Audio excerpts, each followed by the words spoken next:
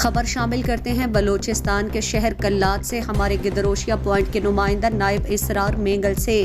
وزیر اعلیٰ بلوچستان کی ہدایات پر ڈپٹی کمشنر کلات منیر احمد درانی کی زیر صدارت کلات میں کھلی کچہری کا انعقاد ہوا۔ کھلی کچہری میں مختلف محکمہ جات کے افسران سمیت ایس پی پولیس دوستین دشتی، ایف سی کرنل عمر، سیاسی جماعتوں کے ورکر سمیت عوام نے بڑی تعداد میں شرکت کی۔ کھلی کچہری میں مختلف سیاسی جماعتوں کے نمائندگان مبارک خان محمد حسنی، حافظ محمد قاسم لہڑی، احمد نواز بلوچ، وڈیرہ رحیم مینگل اور دیگر نے کلات کے مسائل پر توجہ دلاتے ہوئے کہا کہ اس وقت کلات میں آٹا اور گندم کی مصنوعی قلت پیدا کی گئی، جبکہ محکمہ خوراک کلات غیر فعال ہونے کے باعث ان کے گندم کوٹا کا عوام کو علم نہیں، جبکہ کلات بازار میں گندم اور آٹا مختلف منہ مانگی قیمتوں پر فروخت ہو رہا ہے۔ پرائز لسٹ دکانوں پر نمائش کی حد تک محدود ہے، جبکہ سرکاری نمائشی سوشل میڈیا میں گندم 7,550 روپے پر برسر ٹرک فروخت ہو رہے ہیں، جبکہ سپلائی کی قیمت کا عام شہریوں کو علم تک نہیں۔ دوسری جانب کلات میں صحت کی سہولیات کا فقدان ہے۔